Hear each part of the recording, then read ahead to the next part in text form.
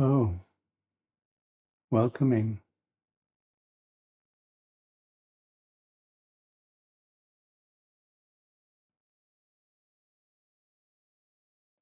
Sense of capacity, a capacity to welcome,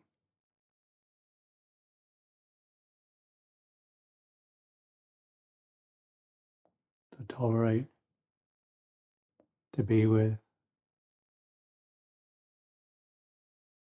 to gather together.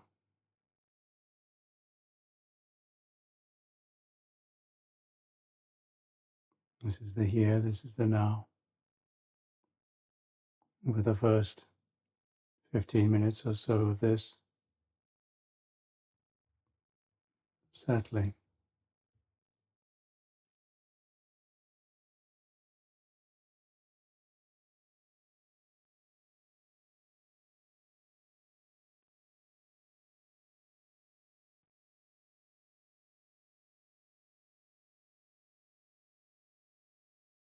giving the time, giving the space.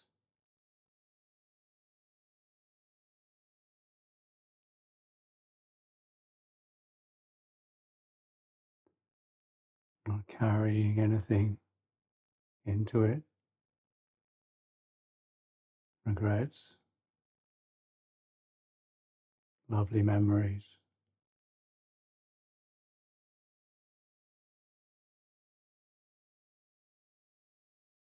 Can leave those aside because we're giving the time and the space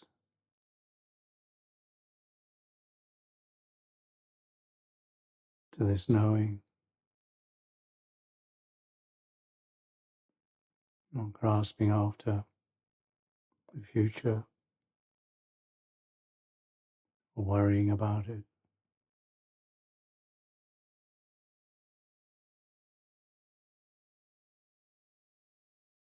The experience here and now is like this.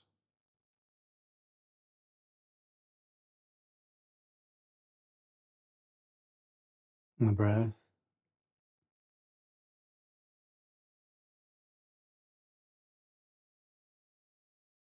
is received, released,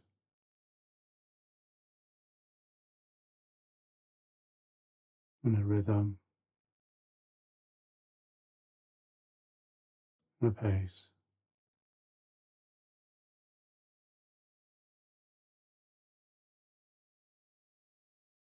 Connected,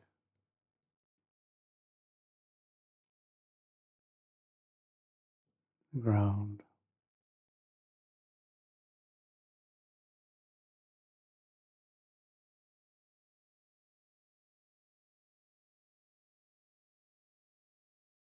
released.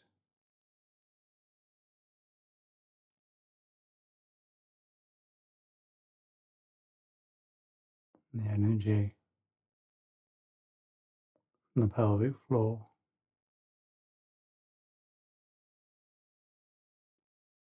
allowed,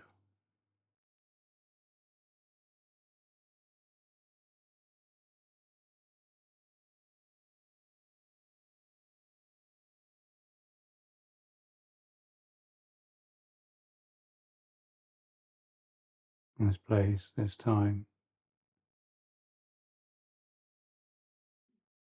fully received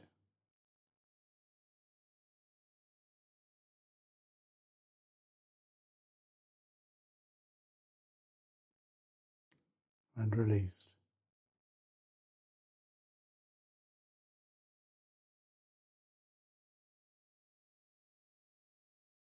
Stillness of the body, support for the practice of being awake, alert, alive,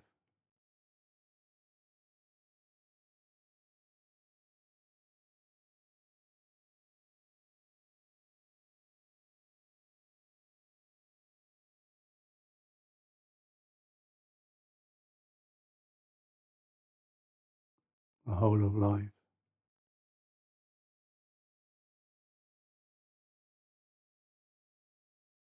the experience before thought,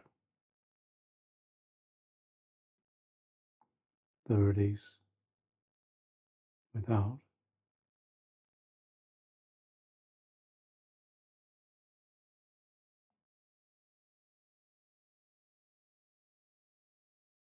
addition.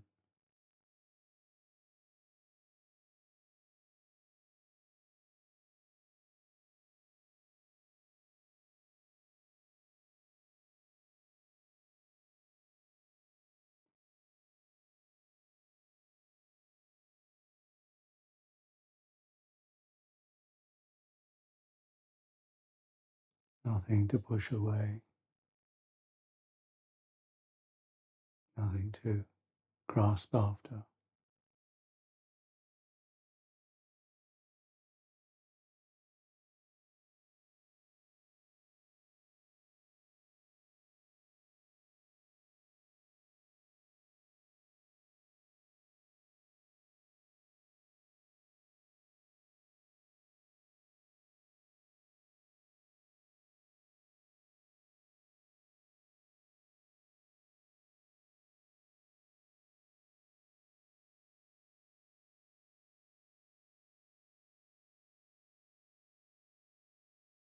The abdomen soft,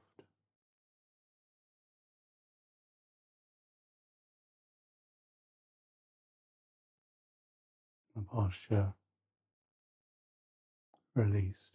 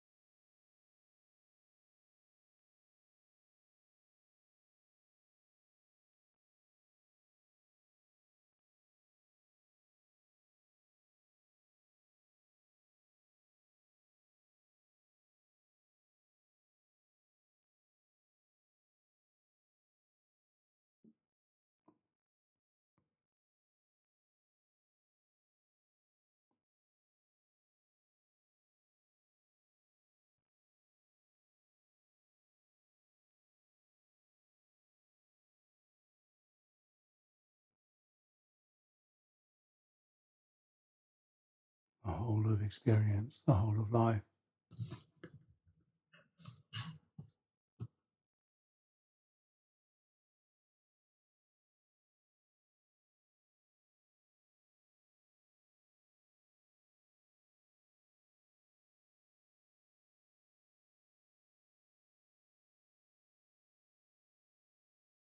The openness and vulnerability,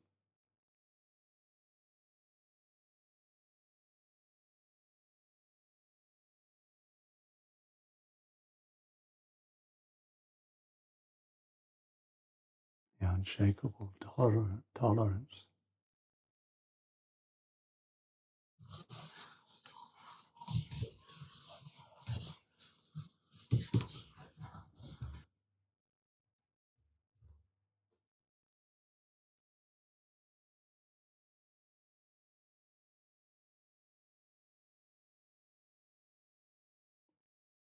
the willingness to stay with, stay in this experience.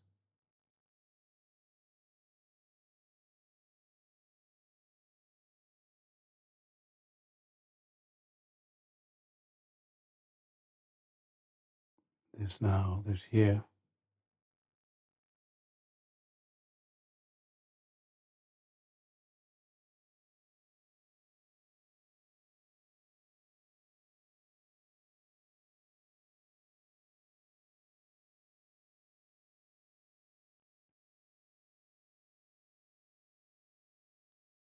This knowing.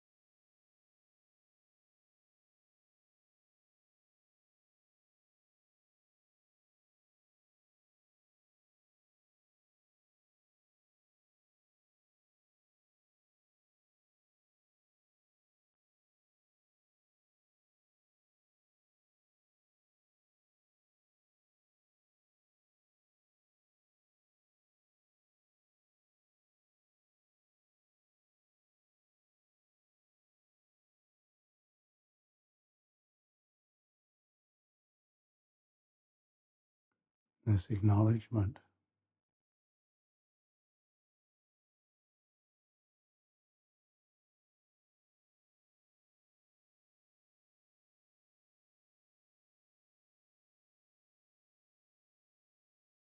the gathered, collected,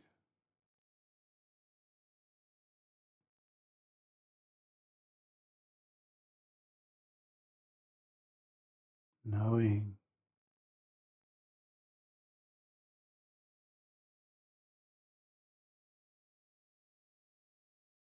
knows this knowing,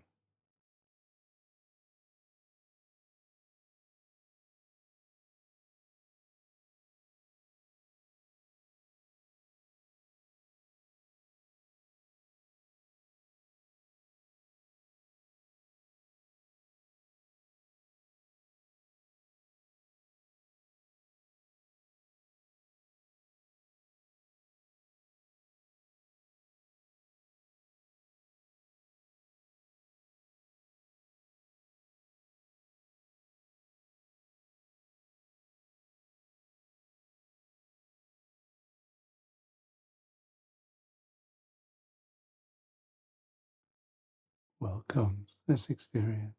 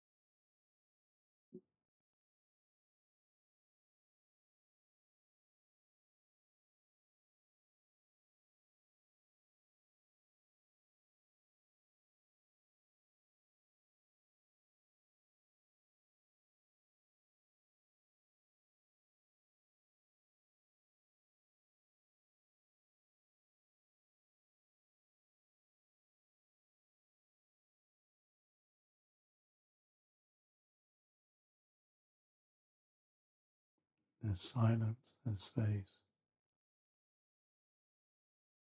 there's now, there's here, there's place, there's time.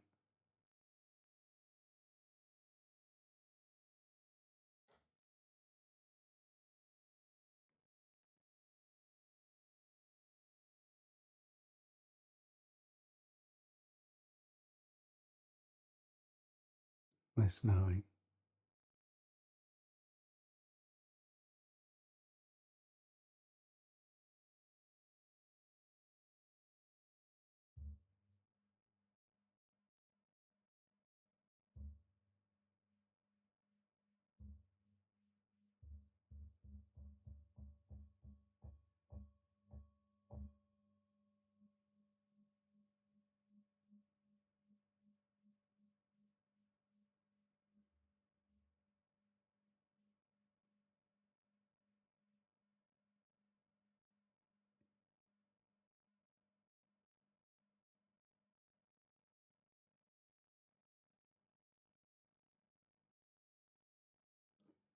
Namo tassa bhagavato arahato samma sambuddhassa. Namo tassa bhagavato arahato samma sambuddhassa. Namo tassa bhagavato arahato samma sambuddhassa. Buddhang dhammang sanghang namasami.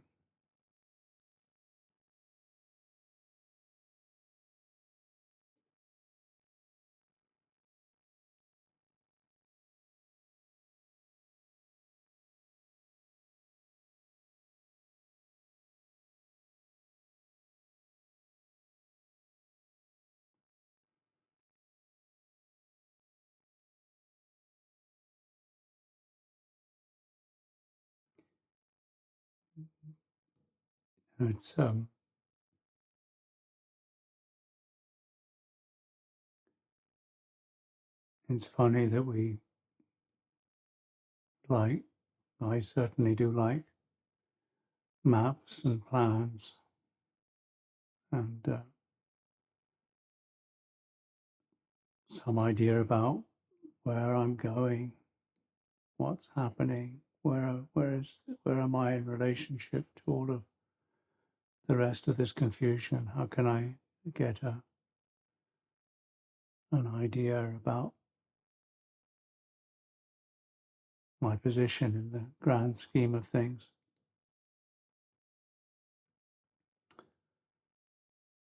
And this, the more that I've tried to find my security in this,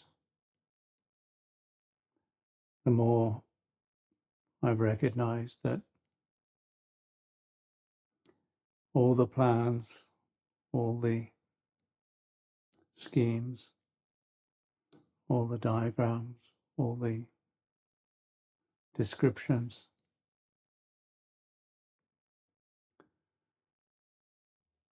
all the synonyms, all the adjectives, all the nouns, they're just that much. They're not the thing itself. It seems really obvious, and yet I like to feel that I have some handle on things, some idea, some itinerary, some plan, some story about where I am and where I'm going. And I don't think that this is too unusual as a urge, as a impulse. And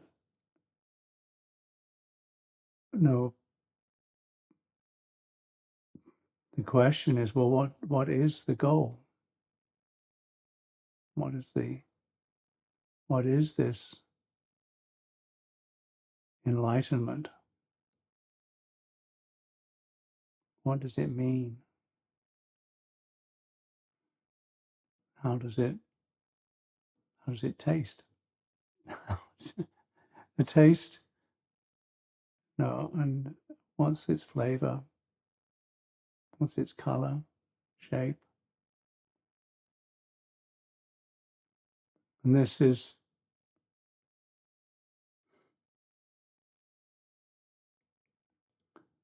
and then we have words that describe the color, the taste, shape, the experience of enlightenment. And so we're already a few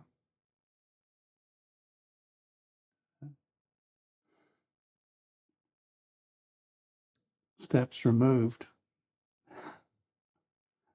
or concocted, or complicated. And then we start to talk about it.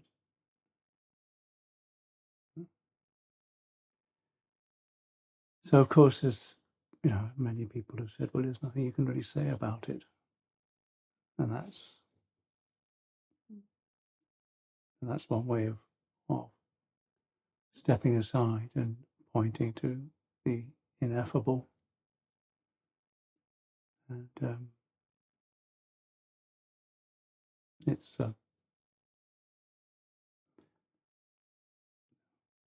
ineffable means, I think, it's unknowable. So how do we know something that's unknowable? So it starts to get quite one on top of t'other. So,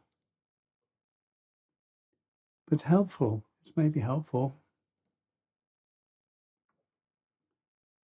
And it's about freedom,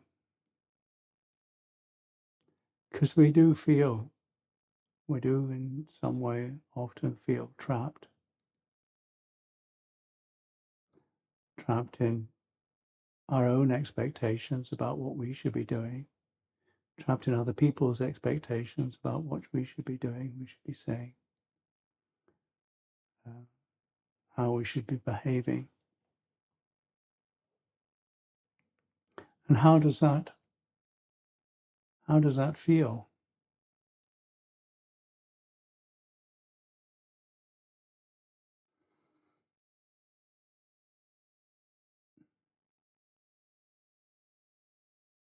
I don't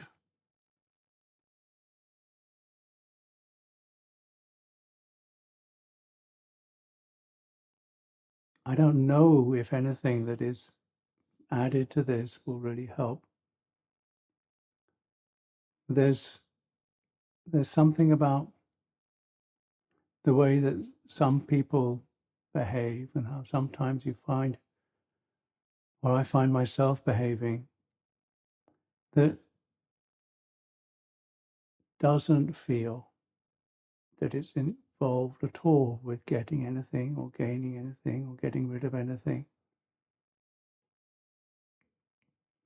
or becoming anything or leaving anything, or it's just as it is. And with sometimes when you see people behaving in a way that is utterly at ease, regardless of what's happening, it's the right thing, one thing after the other, is just done in its own way, without any drama or any complication or any worry or regret. And there's a sense of, it's okay. The feeling around Lumpur Cha was that he was always completely at home. The story about our real home, find your real home. Sense of actually being present, being free from a sense of confusion about what's the experience that they're experiencing, because they're completely at ease with whatever is being experienced. There's a story of him being called to the telephone in Hampstead. Somebody was trying to phone him up, and completely unembarrassed, he just looked at the telephone. Somebody said, somebody wants to speak to you. And he looked at the telephone and just walked out. He'd never used a telephone, and he wasn't worried about it. Wasn't going to work out about how he was going to be there. Or the story about the old monk who was taken to hospital. He was taken into a little room with the doors closed. And then the doors opened again, and there was a completely different room outside. He was a little surprised, but he wasn't at all thrown. Somebody had just put him in the lift. So he hadn't ever been in a lift before. But he wasn't at all upset by it. How how can you not be upset by things that you don't expect or don't plan or don't, when things go wrong? Or how excited can you be when things go right? What is the experience of freedom?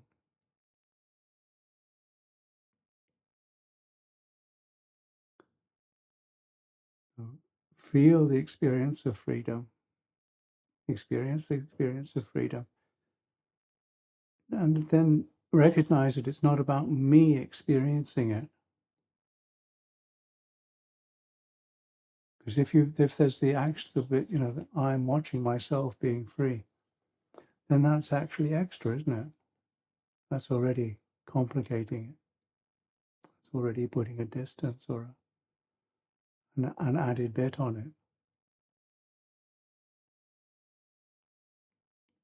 One of the classic descriptions of the goal of Nibbana, you can run through 33 of them without too much trouble. 33 descriptions of Nibbana. I know, maybe that's an important number. Maybe you can only discover it if you understand what 33 means. And, you can get so complicated. So then you can talk about the different stages and levels of purity, the different stages and levels of liberation. You've got the classic 4 stages, 8 pairs, the 4 kinds of noble beings. Those practicing for stream entry and those that have achieved stream entry, those practicing for once returning, and those realizing once returning, and those practicing for non-returning, and those realizing non-returning, and those practicing for full arahantship, and those realizing full arahantship. And you've got the description of the 10 fetters, and that the first 3 fetters are the first ones to do with thinking. They're the thinking ones. I am somebody, I need to do something, and I'm not sure if it's the right thing or if I can do it. The personality belief, I am somebody. The personality assumption, I am somebody. And then at the same time as that, there's always the sense of, well, there's something I need to do. And of course, accompanying, and at the same time, arising at exactly the same time, there's a sense of, I'm not sure if it's the right thing or if I can do it. Maybe there's the conviction it is the right thing, and I'm sure that I can do it. That's another thought. Even the conviction that it is the right thing has inherent in it, well, it could be wrong. And so that goes round and round and round. And of course, it's put on the others. They are somebody and they need to do something, and I'm not sure whether they're going to do it or whether they can do it.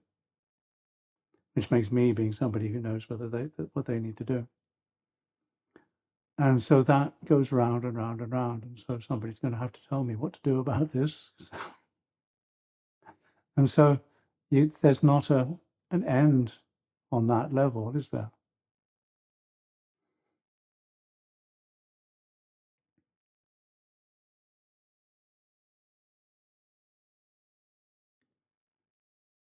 So, that's all around thinking. That's all about thought. All thought has that inherent in it, because thought itself is a doing of something. It's a creating of something. Of course, in the creating of something, there's uncertainty. And there's a sense of somebody creating it. So what do arahants do? Arahants think. And then, it starts to get, more complicated.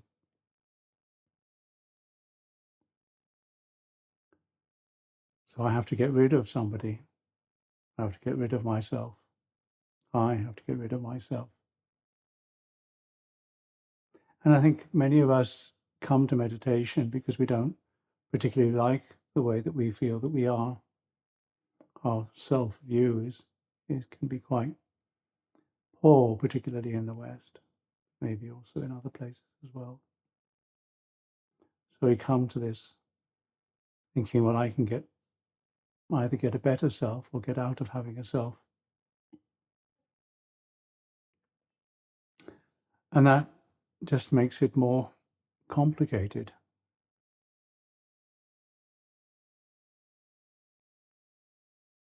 So the understanding is much more humbling. It is humbling.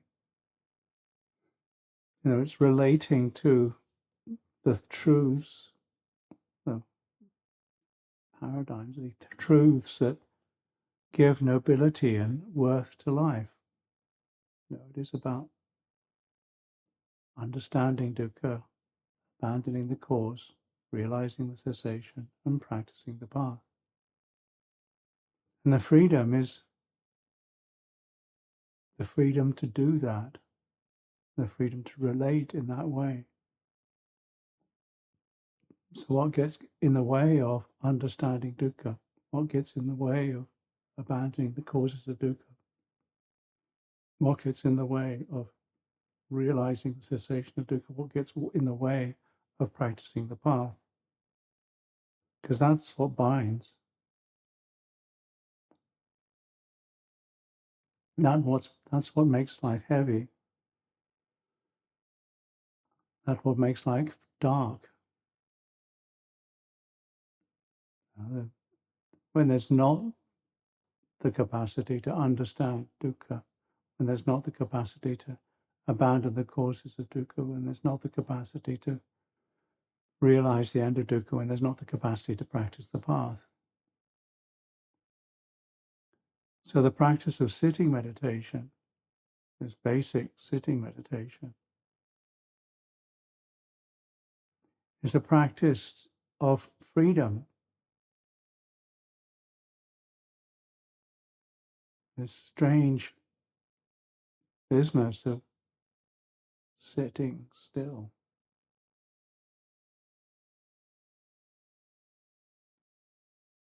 And then so that the sense of the body and the mind and the whole thing realizes and actually experiences the sense of this is what it's like to be free.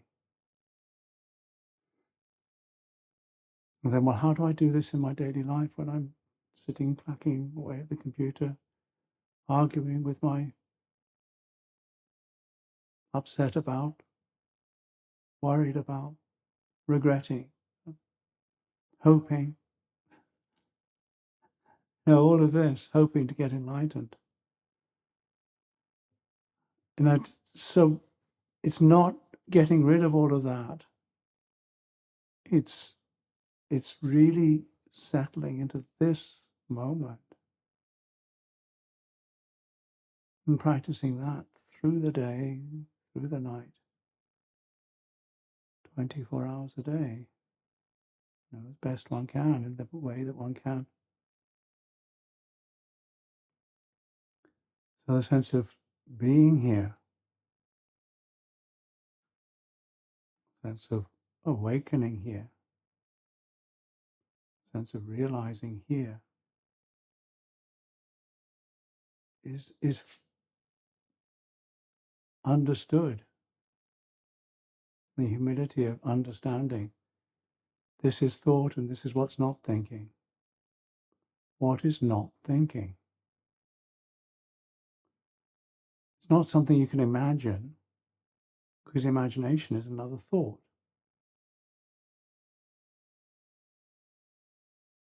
You're not creating something that's not thinking.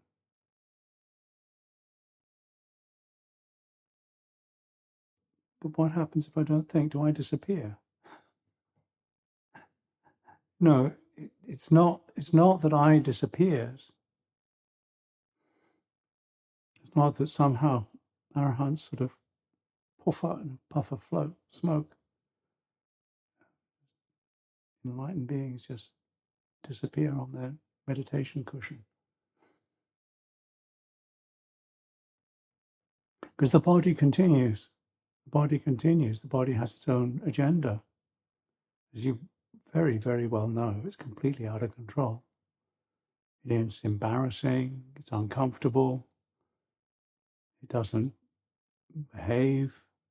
It doesn't get younger. It doesn't get...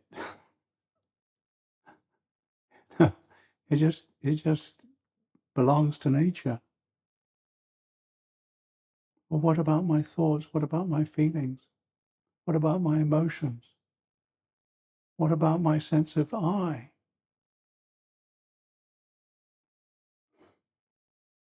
Can I somehow control that?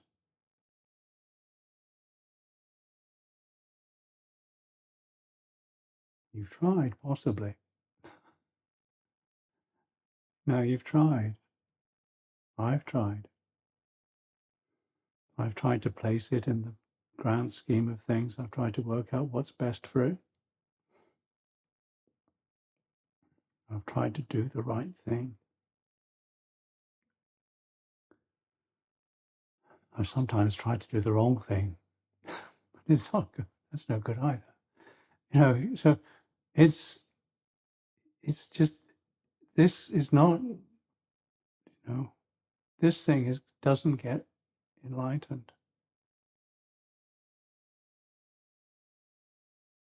This personality can't do it. This body doesn't do it.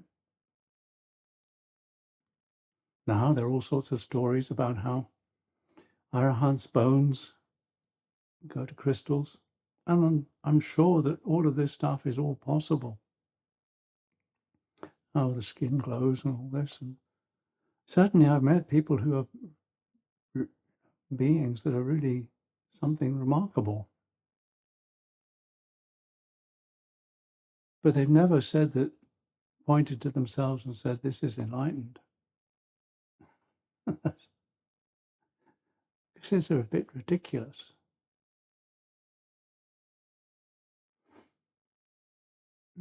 So what should I do? Practice the Eightfold Path. Be free to practice the Eightfold Path. Well, I should understand. With the attention inwards is practicing the Eightfold Path. Knowing where this is coming from is practicing the Eightfold Path. Sending the heart out to go and interfere with stuff is going to make more stress.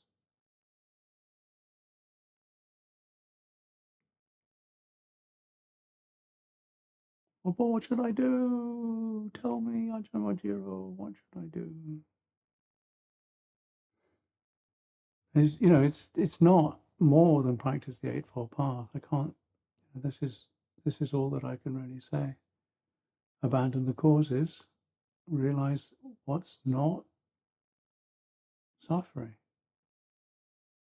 Make that something that's real. And as much as there's that questioning of, I don't know what that is, trust that. Trust that which cannot think it through. Trust that which knows. And sustain that willingness.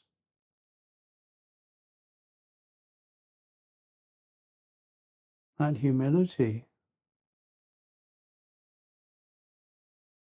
But I want to be enlightened. Yeah, but you can do it. Yes, certainly. Certainly you can be free. Certainly freedom is possible, because that's part of the practice. That assumption is part of the practice of samadhi, is that liberation is possible. So practice that assumption. Don't worry too much about the results. Just get, what stops you from practicing the Eightfold Path?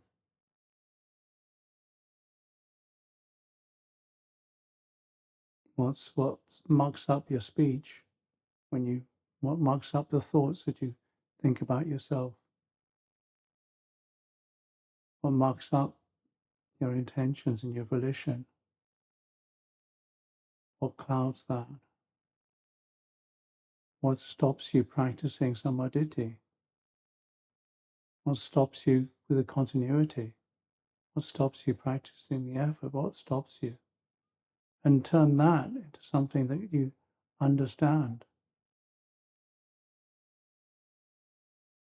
Frustration. Stop practicing ignorance. Because ignorance is something that we're doing. We're ignoring something. It's an activity. So recognize that we don't know.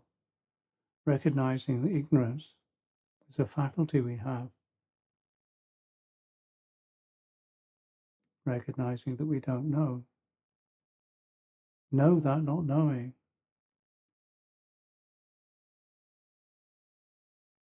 And know that we know.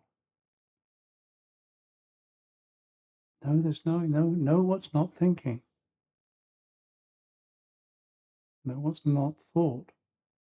That's the simple things like a breath. A breath doesn't actually think. But we don't even notice that because we get tied up with it, entangled with it, complicated.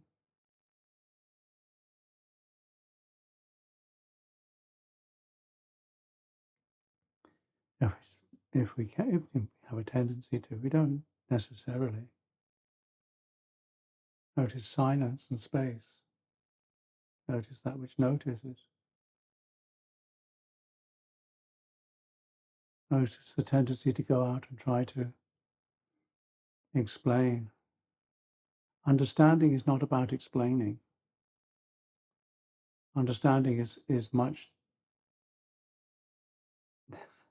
more visceral than that. There's a sense of ease with understanding, sense of recognition, recollecting, reconnecting. This is dukkha. And the cause is abandoned. The cessation is realized. The path is practiced. This is noble. This is worthwhile. This gives value.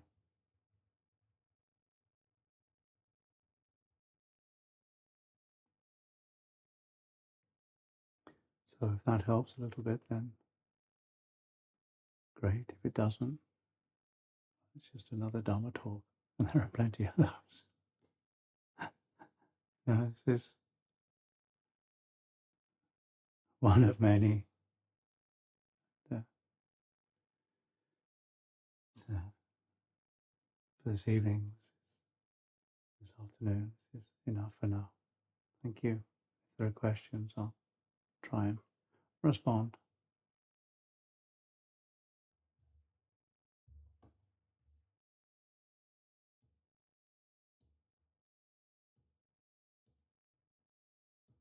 If there are no questions, that's okay too. Oh, 5 questions. Thank you. Is making dedication very important after each skillful thing we do? Can Ajahn please demonstrate how to properly do this?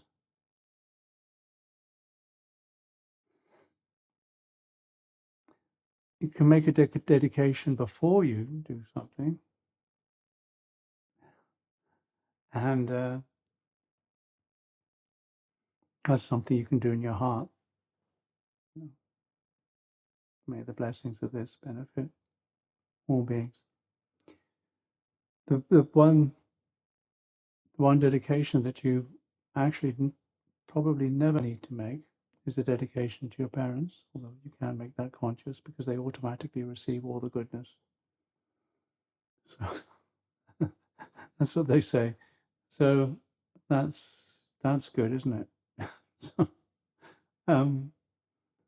you can dedicate afterwards. They do the pouring of water sometimes.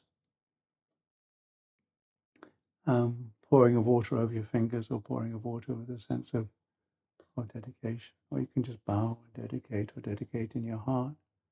May this benefit.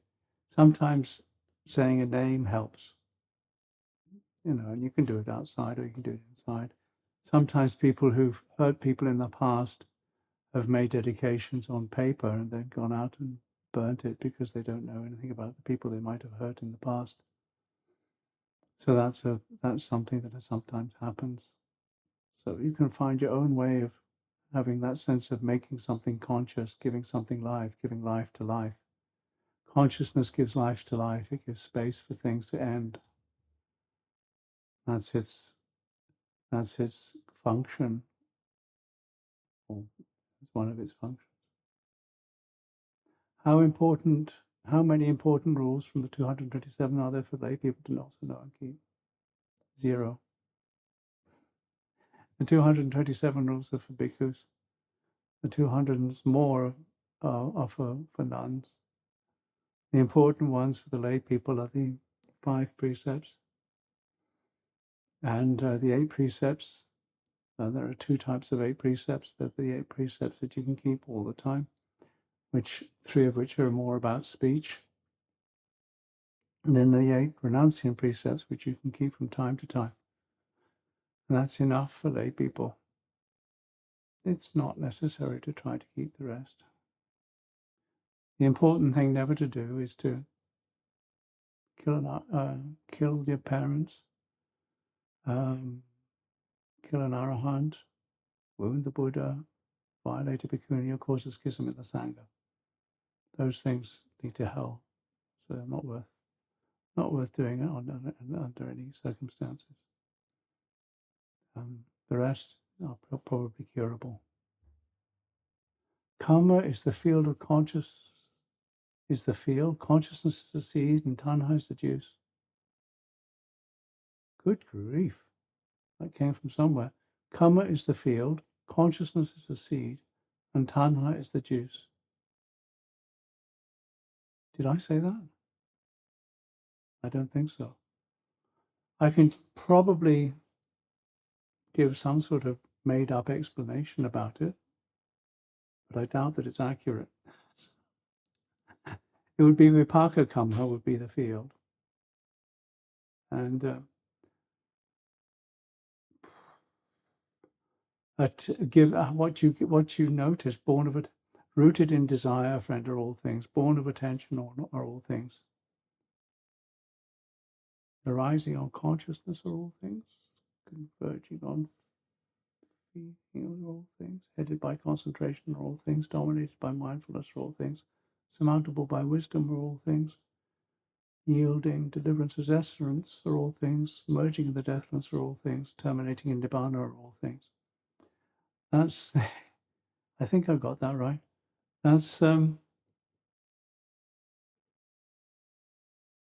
rising on contact are all things. Contact is external sense base, internal sense object, and consciousness. The contact is the coming together of the 3. So that's more the way that I would do it. I think that tanha would be what you would be, is the juice, would be more like the manure. It would be the thing that makes it grow. There's different types of juice. When you're spraying fertilizer on things to make it grow. Is saddha defined as conviction in the Buddha's awakening? Or is saddha also part of samadhi? Saddha, virya, sati, samadhi, panya are the 5 faculties. Okay, so the faculties, which means they're sort of inherent. And then if they're developed full, then they become powers. Okay, so Saddha at the beginning stage is more like faith, is more like just some sort of basic confidence. And then it becomes more like conviction when it becomes a power. Does that help? Because you don't have to worry about it. One of the things that arahants don't have is faith. They don't have blind faith, they just have conviction. They know. They don't need faith. Do you think that aliens from other planets or universes are some of the beings from the other realms? I don't know. I think that Buddhist cosmology is a different way of looking at things. I think cosmology and that sort of stuff is so individual, and actually we don't. We think we have a common mythology and a common cosmology, and to a certain extent we do. But I think to a certain extent we don't. I think that humans over history have had very different ideas of cosmology. And of course, we are convinced that our cosmology is correct. This is definitely how it is. And of course, 400 years ago, they were definitely sure. It's not, and I don't know. Cosmology is cosmology.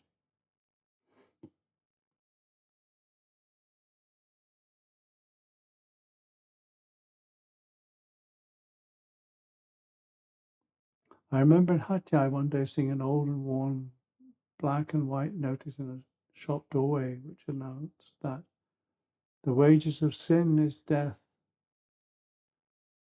Not grammatically correct. The wages of sin are death.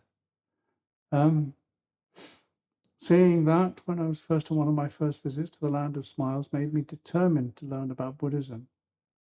I am not anxious about gaining enlightenment in this life, as I feel like that I must have been rewarded for karma in previous lives, then and now, and I trust the Dhamma to lead me towards enlightenment. Great. Have some faith. The thing about the ideas of rebirth is an idea. No, and I've said a few times, how you use ideas are important. Ideas are like tools, they're like knives or chisels or chainsaws or computers or cars. How you use them is important. And the idea of many lifetimes, if you use this as an excuse not to practice well in this lifetime, then it's a bad, because you want to practice better in the next one, then that's a bad use of the tool. If you use the idea that there's only one life to think, well, it doesn't matter what I do, because at the end there's nothing, then that's a bad way to use the tool. If you use the idea of many lifetimes to think, well, this life has been difficult enough, and I don't know how fortunate I'll be in the next lifetime, I better get this one right and practice so that I don't have to get reborn, then that's using the idea of rebirth well.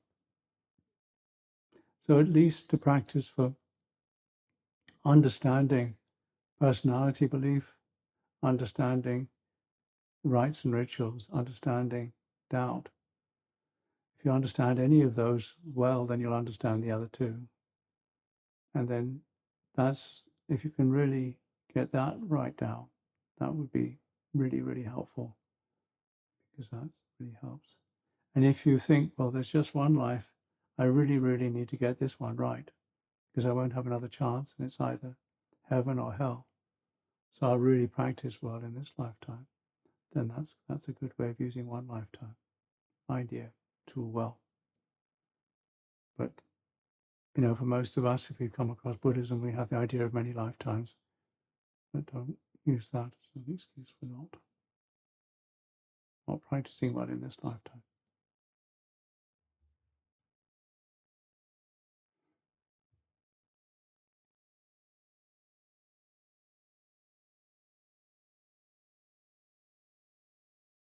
Thank you all.